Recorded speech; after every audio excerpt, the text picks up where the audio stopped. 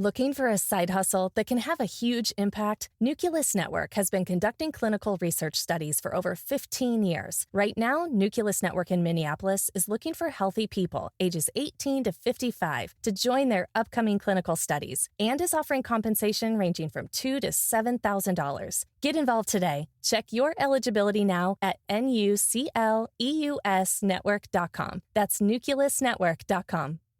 Hi, I'm Dr. Lori Watson and the co-host of Foreplay. I'm your co-host, George Fowler, former firefighter, your couples therapist who loves to talk about sex. Woo! Let's discuss everything about the best sexual techniques to building your emotional intimacy, which is really necessary for great sex. We bring sound, concrete tools to reframe your relationship problems and learn how to fall in love again and feel desire. Listen to Foreplay Radio on the iHeart app, on Apple Podcasts, or wherever you get your podcasts.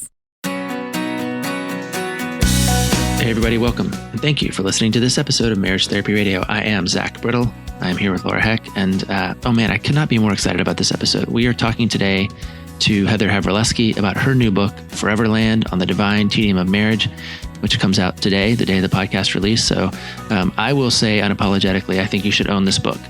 It has quickly become one of my favorite marriage books. I am putting it in the hands of my clients because she does an especially good job of bringing new words and new language to some pretty common challenges and also pretty interesting joys of being in a relationship. It's a really refreshing read. I think you will enjoy it. I will, again, unapologetically encourage you to buy it. And if you want to judge for yourself, then listen to the interview. Heather is really cool. We're really glad to have her on. And this is a very cool conversation. Stick around. Zach was like, you need to read this book a month ago. And then I'm texting him last night and I was like, can we just push Heather off so I can finish the book? Because I started it yesterday.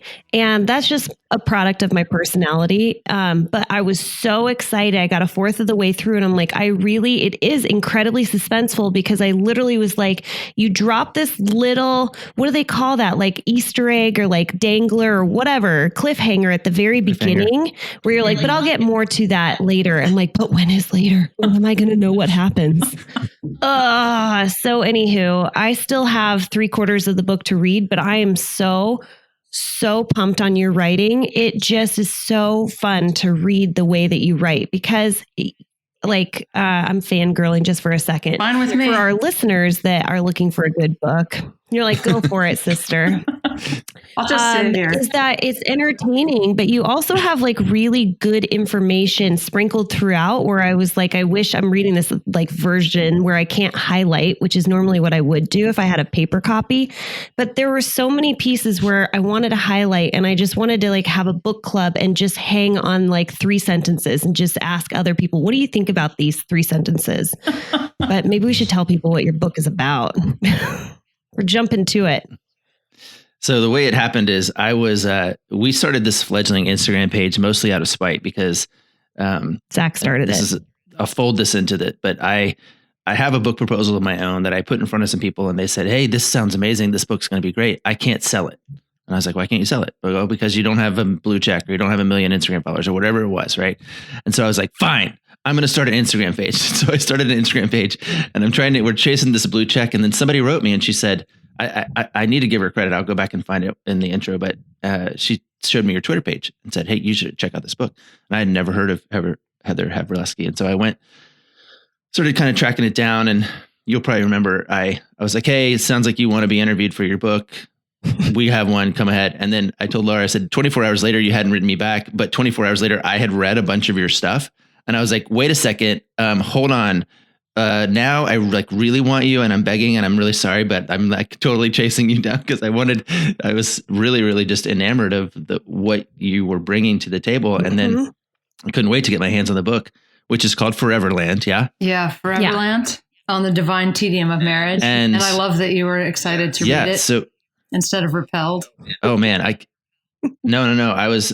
You'll get to know us. I mean, I don't know, whatever. We have this, I think we pride ourselves a little bit in being sort of maybe the anti-heroes of the marriage therapy space, because we recognize that there's like really challenging and tips and tricks and tactics. They're really great. You ought to have them. But what people really need is more language, more vocabulary, more like ways to talk and think about their relationships. And so again, I don't want to tell you why you wrote the book, but tell me, why did you write the book? Because you didn't have to. Mm-hmm. Or maybe you did. Yeah, why do I do any writing at all? Actually, sometimes I wonder, because it's, with this book, it was really a matter of looking around and feeling like I didn't see a lot of depictions of marriage that felt real. And also reading some books about people's marriages, some marriage memoirs, and feeling like they either sort of spiraled into the one individual's experience, or they were just a gloss on how marriage feels. Like everything was sort of idealized and sort of forced into this happy shape, when in fact, there are moments in a marriage which, that are uncomfortable, and obviously, and also there are moments that even if you're absolutely 100% committed, and I feel like you can be committed in your beliefs, but it helps to be committed in the way you feel, obviously. And it also helps, in my opinion, to understand that your life would not be the life you wanted without the person, like to understand like how complete your life is with this specific person in it, which can be a hard thing to notice when you're locked in the same house, just for example, for 2 years, thanks to a pandemic. But my impulse with this book, my idea with this book was just that even marriages, I feel like I felt before I started writing this book that I had an amazing marriage, and my very arrogant idea was, I'll write about the difficulties of marriage in an honest way through the lens of my incredible marriage. And it wasn't like I was going to go in and say, my marriage is so amazing, you guys, let me show you how to do it.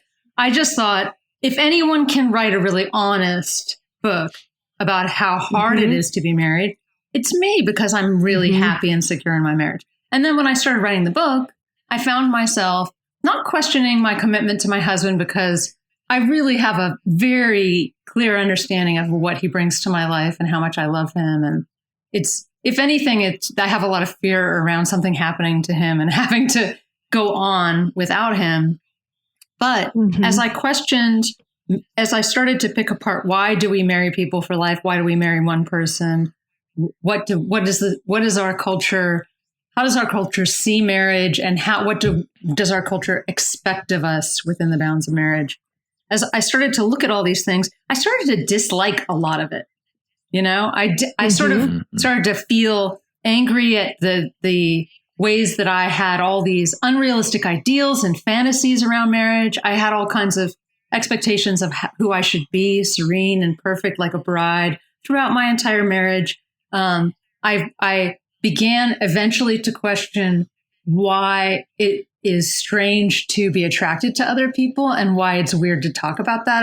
It's understandable that you wouldn't run around talking about your attraction to other people, but it's also just a piece in some ways of the safety of a good marriage, is that you have the freedom to talk about that. Because you don't feel threatened by it. We've talked about that on the podcast, where in like a secure relationship, like, do you talk about people that you see on the street and say like, wow, those are amazing legs, and, say that to your partner, and then you ooh and ah over this like beautiful set of legs? Or like meeting somebody for the first time and saying, I had such a connection. They brought so much to this conversation. It was really incredible. I found myself very attracted to them, and not feeling threatened in that conversation with your partner, of feeling attracted to another human being. We're not dead. Our receptors are still out there. They're still perceiving like connection with other people. Yeah. And you forget that. Especially for me, around schools and kids and other parents, you kind of, there's a way that you encounter other parents as just like obstacles in your path. For me, it's like dads. I'm just like, oh, there's a dad. Get out of my way, dad. Kind of a bad, kind of a nasty way of viewing the world. But there are just days when you're dealing with your kids and you're like, I talk to the women, and some of the dads are kind of fun, but like, I know that I'm invisible to them. They're invisible to me. And then you go to kind of a new setting where you feel like your old self, where you don't just feel like one of the moms on the schoolyard. And it's hard not to say, ooh, I forgot. I can't believe that I'm getting a reaction from someone in the real world who seems attracted to me. Like, this is thrilling. I didn't even know that I was, and you have all these angry feelings at yourself. Like, I didn't know I would get such a charge out of this, just maybe I felt invisible for too long, but I'm surprised and a little bit mad at myself for needing this attention, Yeah. So there are all these things that over the course of marriage, it's very easy to have periods in a marriage where you withdraw for a while and you don't have as much of a connection. There are times when you have to break through all these walls in order to be vulnerable and connect again.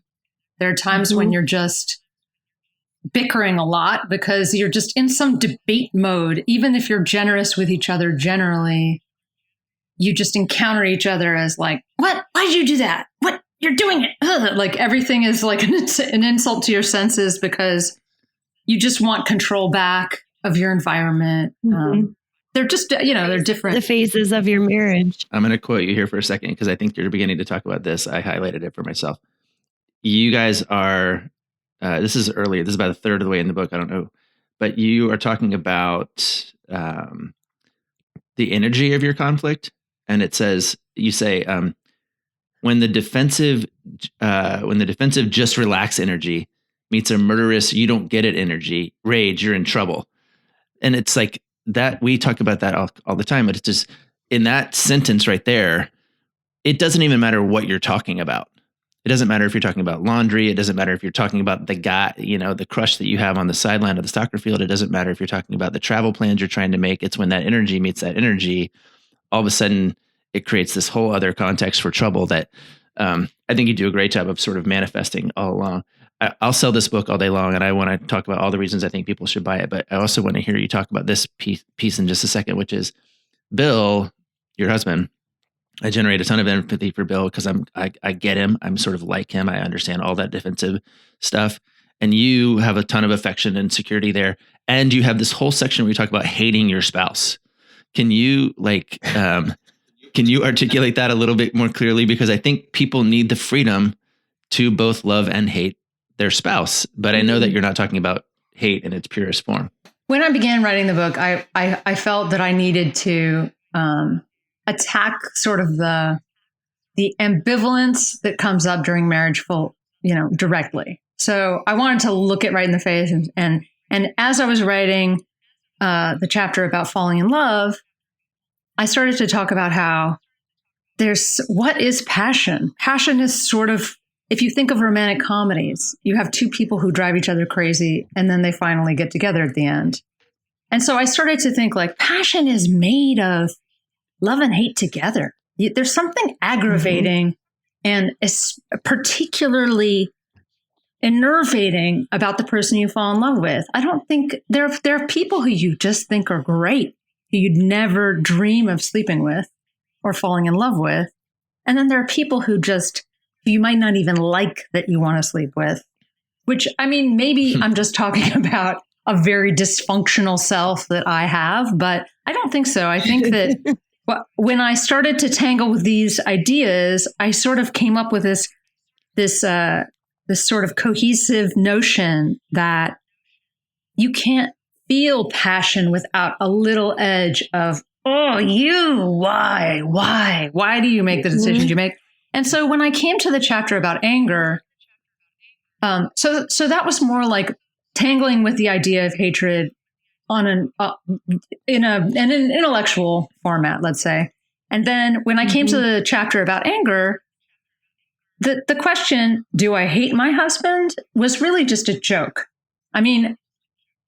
I had just written that I didn't, he was in the way. I experienced him as a pile of laundry. Sometimes he looked like a hero. Other times he looked like a pain in the ass who was standing an obstacle to something I was trying to get, or he was messing something up. And I talk a lot about, I wrote the part about his sneezes and throat clearing and sounds that he makes when he had a cold. And I remember just laughing because every few seconds was interrupted by, his shout, sneeze. By the way, as I was reading it, I remember laughing because he was like, wanted to hear what you had to say. And you're like, he just coughed again. He just cleared his throat again. And I'm like, could you stop? Could you just tell me the thing? I know, it's a little aggravating. That chapter is slightly aggravating. I had to take out some of the aggravation, but some of it is still there. But essentially, when I came to do I hate my husband? It was just, the funniest answer was yes, definitely, for sure. Absolutely. I hate him. I mean, I just needed that beat to be, I needed to not stray away from that. Yeah. The idea that it was possible to sometimes feel rage at someone who you love like crazy. Hatred, if you take that line out of context, or just don't understand how you can land in this place, sure, it sounds like I'm saying my husband is the worst, the absolute worst, which is not true. But as I said, I just wrote something where I said, I didn't write a novel. I wrote a nonfiction. So my husband is annoying, which is a fact. So I had to include that fact in my story because it's an important fact that I don't want to skip over. Now, I'm annoying. That's more beyond clear throughout the book, how annoying I am. If anything, I erred in the direction of too much information about how annoying I am. But I do think that accepting that you can feel rage within the context of someone who's a few feet away from you, most of the day in our current circumstances, in some cases, that's just, it's absolutely obscene to believe that, or to expect yourself that you'd never feel anger at someone who you are supposed to stay with until you're dead. I mean, it's the structure is such that, there's no way not to experience the relationship as trapped at some times. You can choose it every morning and still have moments of, oh God, this again. It's there's just everything in the human experience is packed into a marriage and then reflected in a marriage. Yeah, I will make clear that anyone who may be listening to this and going, wow, she's kind of down on her husband and full of herself. Like, yeah, you do a really terrific job of what we would call self-deprecating and just sort of saying, hey, part of what makes marriage hard is my own humanity, and part of what makes it hard for my marriage hard is me, not just the circumstances that I have. I do again. One of the things that I found very, very refreshing, and I don't think I knew it was going to be refreshing until it happened, was that it does creep right up onto the pandemic. Like you come right up to, March, April, May, June of that year. And I was just like, oh, so all these marriage books that we're reading, they all sort of exist in this sort of before time. And then here comes one that's actually like right here in the stuff that we're dealing with every single day, which is, I've been with you now for 2 whole years. And I love you, but also you, like, I can't believe it's you still. Mm-hmm. Yeah. What was, Heather, as you're writing this, I guess part of my question is like, one was, why are you writing this? 2 is, what are people going to get out of this? Because I know you just use the word like refreshing, having it be transparent, having it be like vulnerable and authentic. And like all of that was very helpful for me. But I'm just kind of wondering, like, who's your audience? What are you hoping people get out of reading this book? I think my audience is anyone and everyone, including married, single, straight, queer, gay, all of the things. I think that what the book is about essentially is trying to forgive yourself for being a human being and trying to, which we don't do well as a society. And trying not to hold yourself to standards that are unrealistic, because it's very difficult to get along with other people when you're holding yourself to unrealistic standards. I mean, the blowback from that. I mean, part of feeling anger, I think, at a spouse sometimes is just anger at yourself for feeling anger. Nobody wants to feel angry at another person.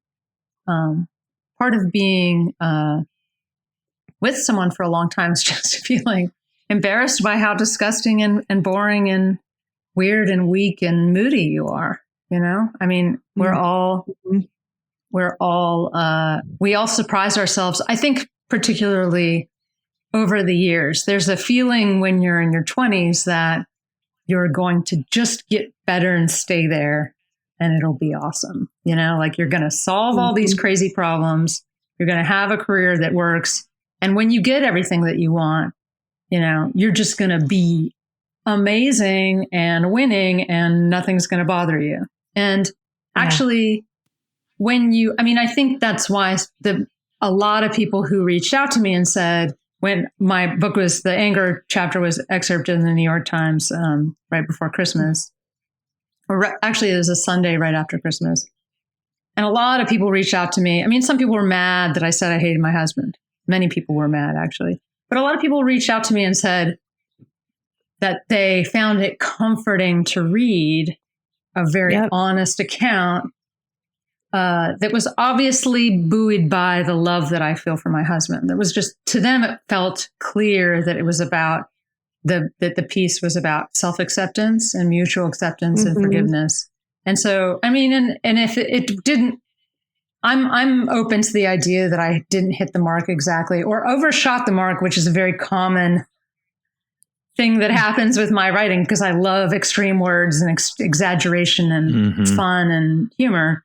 And also to be fair, the emotional momentum of the book was the most important piece of it stylistically. I wanted you to pick up the book, engage with the ideas in the first chapter, and then be on a rushing river of each chapter feels like there's dramatic forward motion. And it also just, you understand the bewilderment of each stage of a marriage. So let's see, where am I? Oh, what did I want people to get out of the book? I mean, you know, I really wanted to share how, you know, 15 years down the road, I look back and I have empathy for myself at times for things that I didn't have empathy at the time. I just felt disappointed in myself. And so when I look back, I feel like I want to share this empathy with other people so they don't feel as confused by their reactions to these life experiences that we expect to be unconflicted and not ambivalent at all and not complicated at all.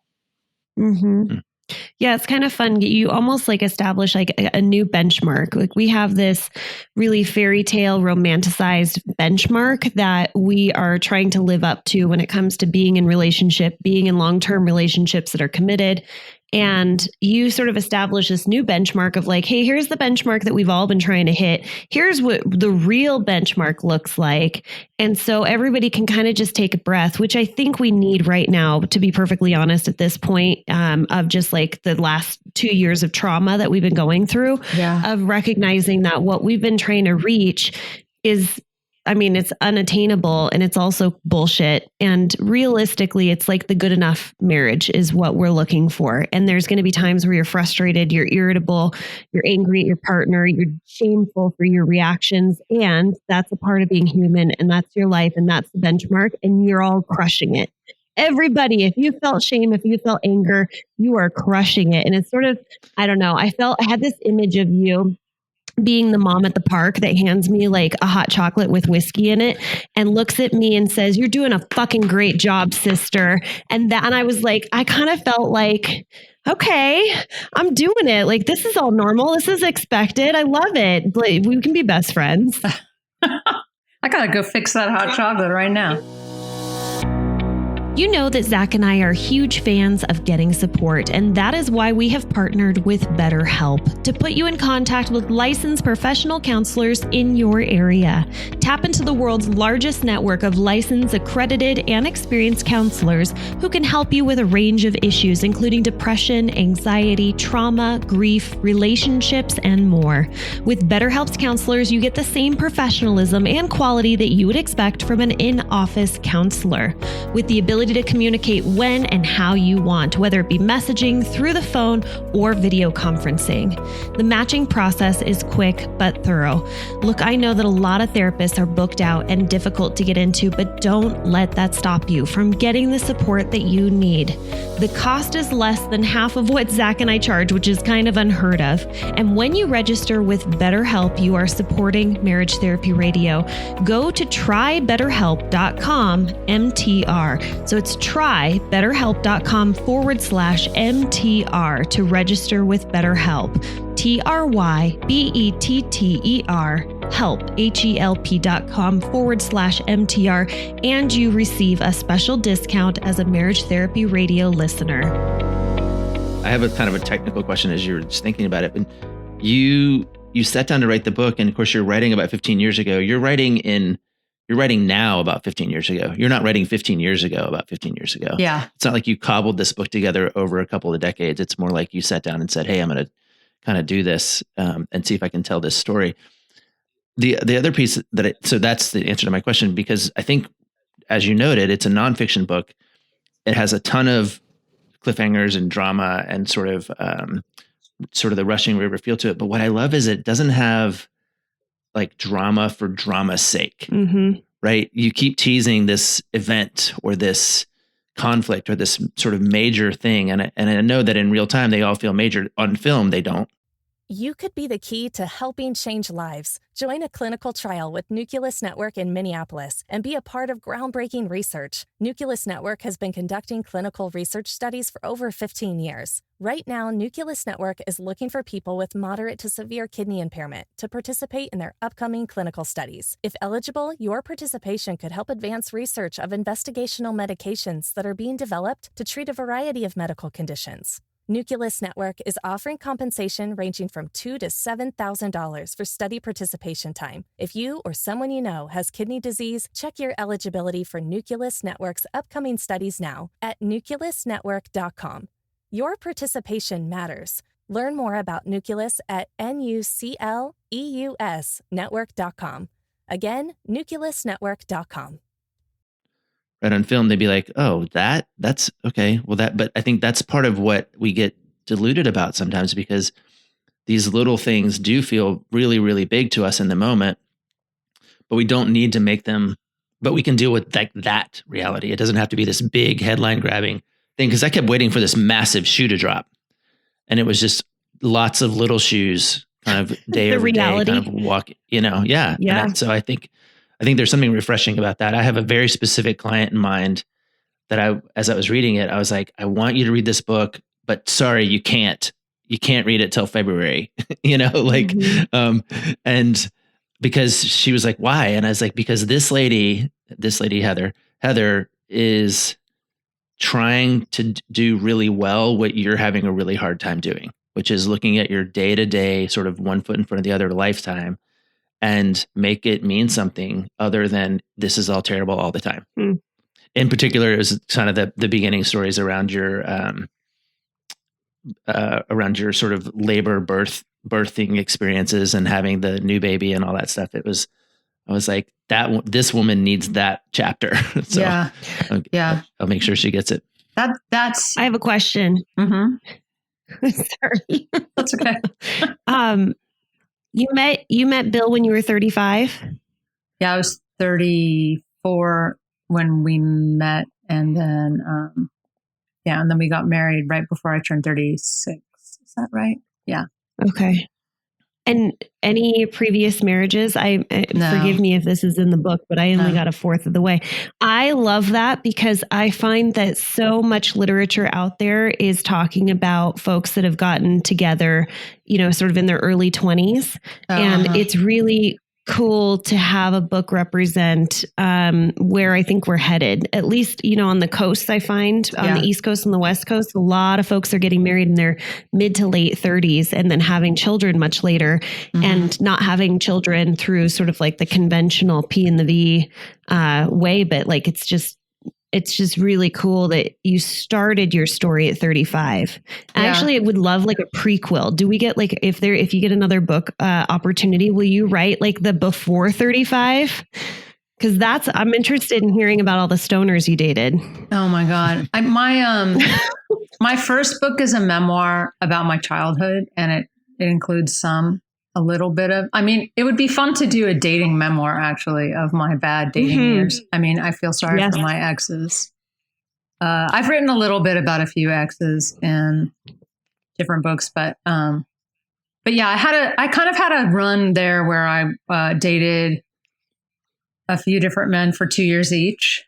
And the first year was dreamy, but I was still playing a chill girl for the full year. And then I got tired of them because I wasn't expressing my needs about a year in. And then the second year is just aggravation. And, and the way that I was, I have this essay. Where is that? I don't know. I've been writing since I was 25 and I'm 51 now. So I have a lot of, I've written about everything, sadly. But when you're a professional writer, it's just like, keep writing. What else can you write? What else can you write? But I wrote about how I wanted to marry. This is in my first memoir, actually. I wanted to marry every single guy I dated for about a decade. And it didn't matter if they were good marriage material. It didn't matter if we got along. I was just like, I'm supposed to get married. I had this experience where my dad was dating this woman who sat me down and said, you should just marry one of the guys that you're dating right now in college, because once you get to be my age, you'll never find a man. It's terrible. The choices are so limited. And she was like 32. This woman dating your dad. Yeah. Here I am dating your dad. Imagine having to date your dad. He's awful. And my dad was a womanizer. So I understood at that time what she meant. But I lived in fear of, the musical chairs, the musical end, and there'll be no men left. This crazy regressive mindset around marriage, which is nuts to me now. I was a feminist. I was enlightened. I was educated. I knew people who didn't think the way I thought at all. But I think that probably that attitude fed into some of my experiences of marriage, because I was just like, this is what solves your life, kind of. And in some ways, I don't want to back off from the emotional ways that it does solve your life, or solve some of your emotional insecurities, because it feels so good. If anything, I worry that this book doesn't have enough content. I love writing the dramatic story, and the ways that Bill has made me a better person are just, the list is too long. And it's almost like I should probably write that essay. I'm more attracted to darkness than, So are we. That's why we liked it. Yeah. We like your snarky I don't know. darkness.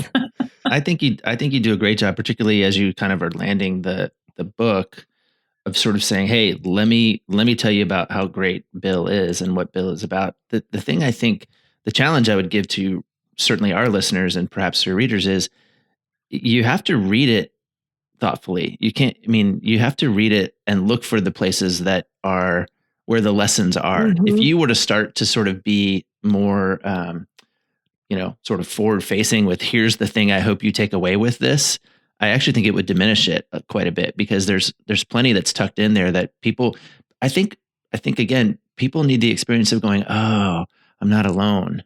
They don't need the experience of saying, hey, here's how you do this. There's plenty of that out there. Yeah, that's absolutely true. I didn't want it to be prescriptive. I write an advice column.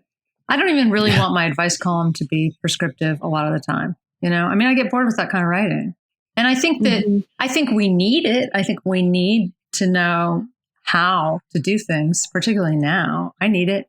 But I feel like you can, like you said, sharing your experience and forgiving yourself in public is a way of giving people something, It's also I just really wanted to capture how conflicted it is natural to be when you're out in the world and when you're dealing with yourself. I don't know. I have a line in the book that's sort of like, I think I say, marriage grinds your face into the dirt until you can see new colors and taste new flavors.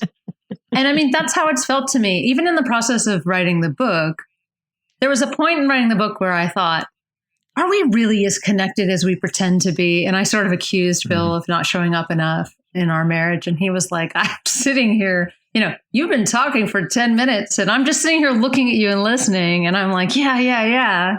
And you think I'm not showing up. That's hilarious. And I was like, oh, and I had to look at myself and say, wow, I'm the one who's escaping, during this pandemic experience. I'm kind of escaping into fantasy in my head during the day because I'm alone in front of my screen. We all are alone in front of our laptops all day, including the kids. Mm-hmm. And you need some place to go. I mean, there was a time when no one was even leaving the house really, except to walk the dogs. It was fabulous. Wild. I loved every minute of it. I remember a meme that was like, check on your extroverts. They're not okay. Introverts are living their best life. And I was like, yes, we check are. On your extroverts. That's hilarious. Yeah. It's really funny. Yeah. Yeah. I mean, again, it's almost like,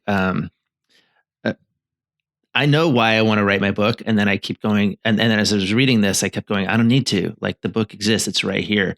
And I don't mean that to blow smoke, because what I really, really appreciate is that there's just an opportunity to think differently about this. And by the time I got to the end of the book, and please don't let this sound patronizing. I was reading the part where you pull Bill into the bedroom and you say, hey, can you come over here and talk to me for a second? And do you know what I'm talking about? I don't want to spoil it for everybody. Yeah. But I was like, I'm so proud of you. Like, I was just so proud that you were able to sit down and say, this thing that I need him to hear. And then of course I was proud of him for the way that he was like, all right, we got this. But it was like, we need to appreciate that like, you can do it. You can do it. Like, and so that was my experience. And I don't think I cried, but I was sort of like, so anyway. Well, I mean, that moment, someone else brought that moment up to me. I think it's sort of memorable because it's like, I didn't have anything to say to him. I didn't have something that I was angry at him about necessarily. And because I felt so disarmed, and it was the middle of the pandemic and there was just noise. There were dirty dishes everywhere. And I suddenly just started, what was it? It was the Legend of Zelda and people talking about Legends of Zelda at the same time. Coaching each other on Legends of Zelda. And then and Bill had made dinner for like 3 nights in a row and it was my turn. And I was making the transition to, okay, now I'm going to cook. And I looked around, it was just dishes and noise. And I had just started taking this drug that was making me extremely hormonal and crazy. And I just fell to my knees. I just remember I don't know what I'm going to do. Like, I can't function. And I mean, it was interesting to me that I was able to, I think that's trust. It's a manifestation of how much I trust my husband, even though we obviously make each other defensive at different times. And you can see that in the book. And we still do that. There's a way that when you say to someone, I can't, I need you to just be with me for a second and hear these words. I can't function. I'm going to yell and break things and fuck shit up in a second. And I don't want to do that. I want you to help me not do that here right now. I won't forgive myself for doing that right now. But I also can't do anything. If we could teach our clients how to do that all day long, it would just be like, so much would just, I don't want to say melt away, but so much would become easier. The path becomes so much straighter. Part of it is that you can just learn how to. It's the physical feeling, right? Of your mind. If you come from if you had a semi-traumatic childhood in particular, or if you just were in a household where people didn't model talking calmly to each other about the things they wanted, which is a lot of us. People only told each other the truth when they were angry in my house, actually. Even though, I love my family. I love my parents, but that's just how it worked. You weren't supposed to be that open about what you were feeling unless you were pushed to the brink and then you just made messes. And that was like everywhere. permission to let it out at that point. Yeah. Yeah, it's true. I'm with you, Zach, where I'm just imagining this moment where people feel like they're at their breaking point. And if, the goal is, if you could, like what you modeled, use your words and express, like, I'm now at my breaking point and I'm looking to you to help bring me to a place where I can function or give me permission to be at my breaking point, but I don't need to throw objects to get there. I just need you to recognize that, like, I'm going to go put the covers over my head and I'm probably going to sleep for 3 days, and that's what's going to happen. Yeah. I don't know if that's what happened. I have to get to that part of the book. I'm so excited. Well, you did there's another version of that very same interaction at the front where and again, I won't spoil it, but you come home from wherever you're at and Bill is what is he, washing dishes with the baby, like kind of dangling over the sink? He's sort of holding her like a football, it seems like. He was making mac and cheese or something with boiling water or soup or something. And he was holding the baby. And you're like, that's my liver, or that's my, what was it? I forget what it was, like that you're holding my body part over top of this thing. And I was like, okay, that's this client that I'm thinking about specifically. I'm like, you need to read this chapter right here so that you can tell your husband exactly what's on your mind in a way that's not rational or reasonable. It's just true. Mm-hmm. Yeah. Yeah. Owning the things that are true for you emotionally. I mean, I find as someone who people don't really love it when you say, some people don't love it when you say, this emotion is irrational. And I know that, because they're sort of like, all emotions, why would you put irrational in there? I think sometimes as a woman talking to a man, though, it's helpful to say, I understand that you see some of the things that I experience as irrational, and you want to talk me into the logic of not being the person I am with an engine that runs very, revs very high and is combustible and changes and is moody and changes a lot. And when I was pregnant, I think I said, I felt like a nuclear reactor. Like I had all this creative energy sort of and productive generative energy and so many ideas, but I also felt like I was going to blow over and spew toxic waste everywhere. But I find it helpful in talking to Bill to kind of paint a portrait of the madness that lives inside of me so that I don't have to take that out on him, and so that he doesn't have to expect me to be something as controlled, as contained as he is, because we're not the same kind of animal at all. And actually, I think as we've been married for longer and longer, we sort of see each other as the same kind of animal now, because he's much more expressive and tells me more about his emotional experience. And I'm more accepting of that emotional experience, which I think at the beginning of our relationship, I wasn't as accepting of it.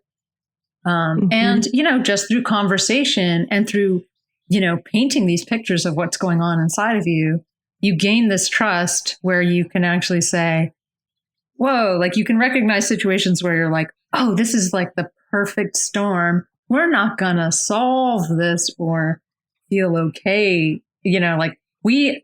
When you really disagree, Bill and I agree about most things, actually. When you disagree and you're both being triggered in your childhood ways at the same time, that's just like top level danger. There's going to be a meltdown. Exactly. Similar to that, relax, why don't you just relax? I'm losing it kind of duality that we talked about earlier. But when you disagree, when you're just like, wow, we don't agree about this at all. We're on complete opposite sides of this. And you're both charged up about it. You have to recognize that and say, there are times when it's just funny where you have to say this, like, whoa, weird. This is going to be bad. Let's not, we can't be angry and talk about this. We actually can only talk about this thing that we absolutely disagree about when we're really calm. And all we can do is work around this thing that we've decided we're just not really aligned. Nothing to solve. Yeah, nothing to solve. And when you talk about things and then you talk and then you're sort of like, oh, actually, we do have some similarities in how we see this. Mm-hmm. Yeah, we're not as far apart as we thought we were. Or there's always something you both want, even if it's just a good night's sleep. Oh, yeah. Yeah, that's a good point. That's true. There's- or you that's just want simple, the but conversation true. to go away. Or you want your partner to be in pain. Yeah, that's true. You can always find a commonality. I just want you to hurt. Well, that's so funny. I also want you to hurt right now. Maybe we should not be having this conversation.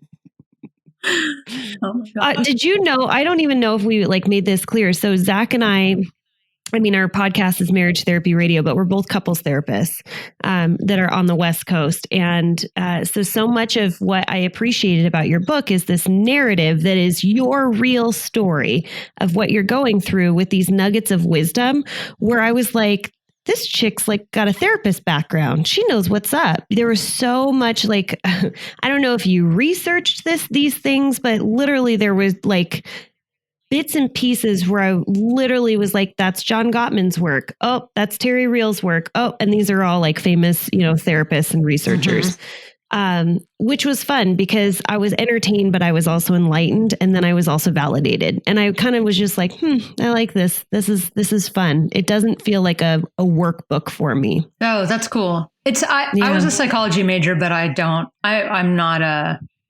have an MFT, obviously, and this isn't your jam. You don't read the books that Zach and I read. I used to read New Age books. I really resist reading. I have The Power of Attachment right now. It's just sitting on my desk. I resist reading. I don't know. It's messed up because I've been writing advice for a long time and almost 10 years, and it's sort of. I'm so paranoid about not becoming guru-like that I just don't want to boil things down. I want to talk about the lived experience of them instead. Yeah. I mean, I know that when I read, even though when I read things like The Power of Attachment, I think I read about a chapter and said, whoa, this sums up everything. I'm going to study this. And then I didn't finish it. There are so many great sources out there and people ask me for sources all the time and I don't have them. But I also just kind of love to reinvent the wheel constantly. If that makes sense. It's kind of like when you go into a therapy session, probably, and you kind of want to experience, you don't want to just reduce people to, oh, this is classic. They have so much contempt in their relationship, I think is a Gottman thing, right? Yeah. But you don't want to say, on the other hand, I mean, and the thing is, on the other hand, that's a useful thing to see a couple that has a lot of contempt is to know, I mean, I've been there in other relationships, to know that what the overall mood of a relationship is, what the essential misunderstanding of the relationship is. With contempt, it's like you're not doing, there's this pervasive feeling of you don't give generously to me. You're not on my side, I've never had that feeling with my husband, but I think, I don't know. I really what you see when you see different theorists and ideas in my stuff is just a hyper vigilant focus on these things for the course of my life. Thanks to growing up the way I did, really, and just being a sensitive kid. I mean, I would not trace it to psychology even because, college psychology is a bunch of lists and it's different. What is your first memoir? What's the name of it? It's called Disaster Preparedness. Speaking of hypervigilance. So it's about how when I grew up in the 70s and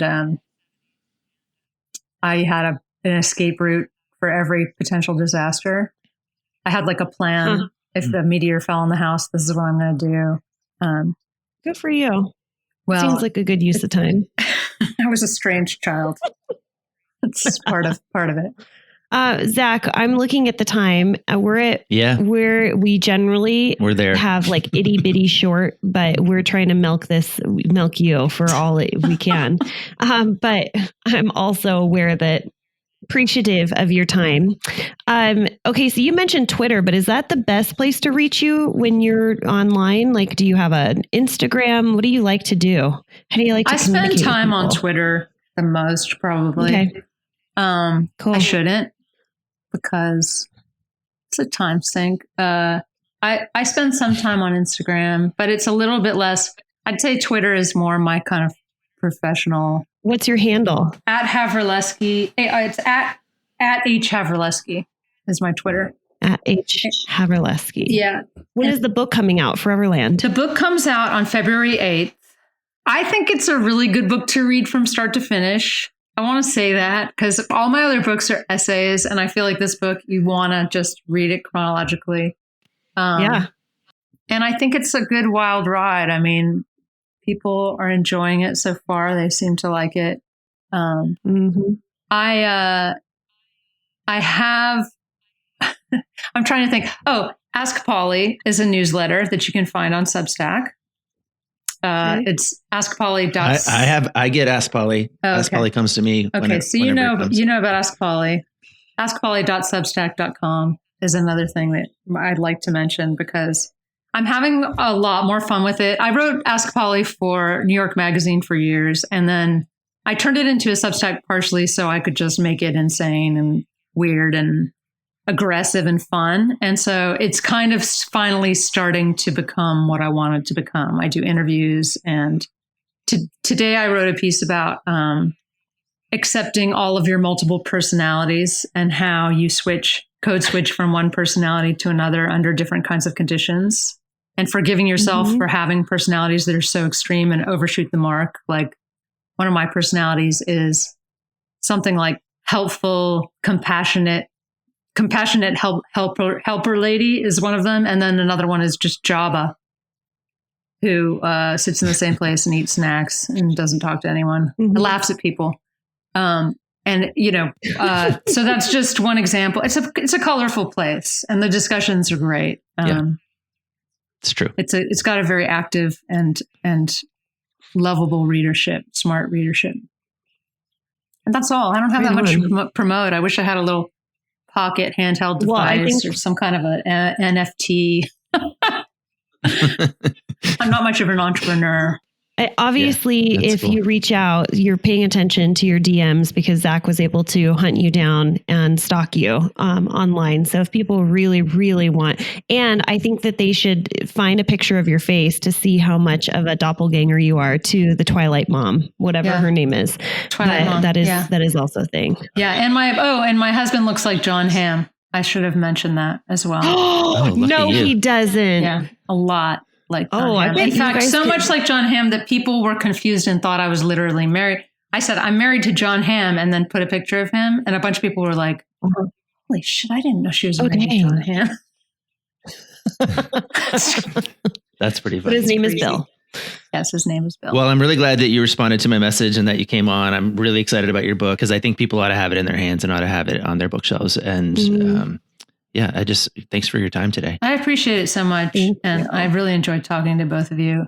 And now I just feel like I need to have like a Zoom with two therapists once a week. Yeah, why not? We can arrange that. Really nice. It's true. It's true. All right, say your thing, Laura, because we got to go. All right, let's land this plane. All right.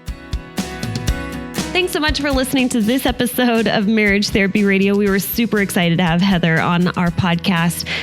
It's Heather Havrilesky. If you are looking for her writings, she had mentioned that she's been writing since she was, 25 years old? So she has about 25 years worth of writings out there in short stories. Her first book, Disaster Preparedness, you better believe I'm going to go check that out and see like how she got to this place. Now she's writing about Foreverland. Foreverland comes out February 8th, and she also has Ask Polly as a resource that you can check her out. Find her on Twitter, find her on Instagram.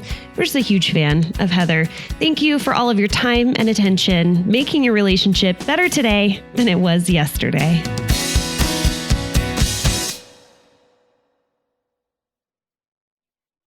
You could be the key to helping change lives. Join a clinical trial with Nucleus Network in Minneapolis and be a part of groundbreaking research. Nucleus Network has been conducting clinical research studies for over 15 years. Right now, Nucleus Network is looking for people with moderate to severe kidney impairment to participate in their upcoming clinical studies. If eligible, your participation could help advance research of investigational medications that are being developed to treat a variety of medical conditions. Nucleus Network is offering compensation ranging from $2,000 to $7,000 for study participation time. If you or someone you know has kidney disease, check your eligibility for Nucleus Network's upcoming studies now at nucleusnetwork.com.